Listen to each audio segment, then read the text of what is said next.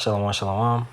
First of all, I give all praises and glory to Yahweh, Shema, Shah, Hashem, Harakak, Wadash, Ma'amah. Double honors to the elders and apostles of GMS, and honors to the elder of the Lions Den Camp of R1, and also honors to the bishop of the Lions Den Camp, Kanak.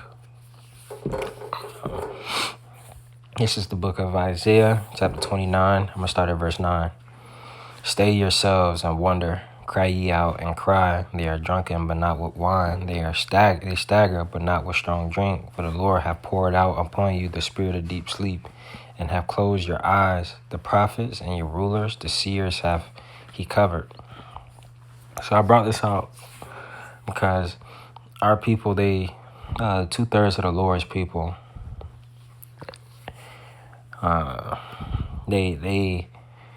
they have that spirit of drunkenness, and they've been made drunken with the affairs of this life in this present time, and they've been cursed with the spirit of deep sleep. The Lord cut their spiritual eyes off, and also that the Lord has stopped their ears from hearing and made their heads hard as an adamant stone. All because they despised and forsook the Lord and chose to do what they wanted to do, which is follow after other gods and make merry with other nations and want to be integrated into different societies, not especially nowadays.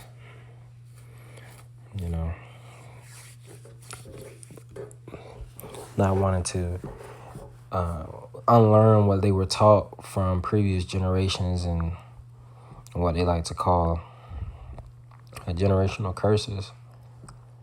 Instead of breaking those curses and turning back to the Lord, they rather stay in those curses and try to amend them and to continue to move forward, which does nothing for them. It does nothing for them, but put them into put them deeper into drunkenness and sleep, and it makes them missile food for the Lord, being harvested to be reaped in the last days. And the vision of all has become unto you as the word of a book that is sealed, which men deliver to one that is learned, saying, read this, I pray thee. And he said, if I cannot, for it is sealed. That kind of got the point on that.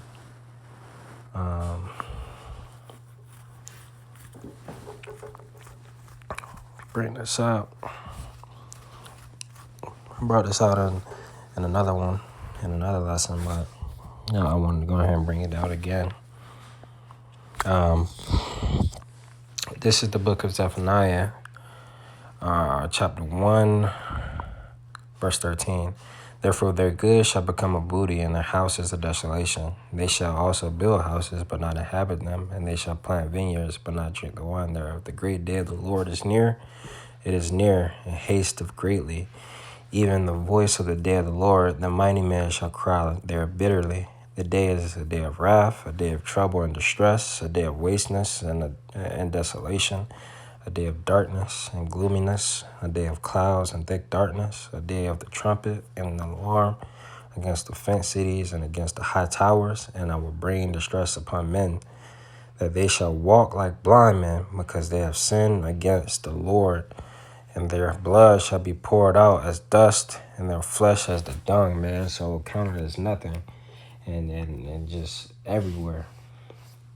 Bodies everywhere, blood everywhere. And they're going to be cast out just like, poop. Just left there. And all because they're striven against and they've gone contrary to the Lord's word. And when they see prophets out on the streets, they choose to deny, they choose to reject, and they choose to act like they don't hear.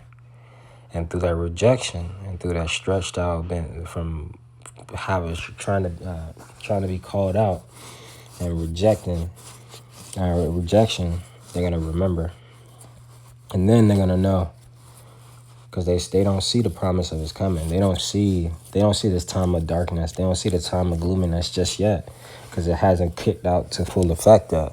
But when it does, it's going to be just like how the Lord said it's going to be in the days of Noah. Everybody said, where is it at? Where is it at? And when it actually came, then everybody was shit-faced.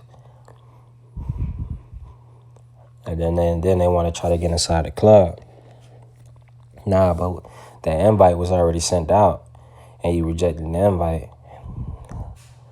But the ones that were attentive, and the ones that were able to understand that this is the invite from the Lord, hear and come back and repent, those are the ones that's going to be saved. It say, a day of the trumpet and alarm against the fit cities and against the high towers, and I will bring distress upon men, that they shall walk like blind men, because they have sinned against the Lord, and their blood shall be poured out as dust, and their flesh as the dung.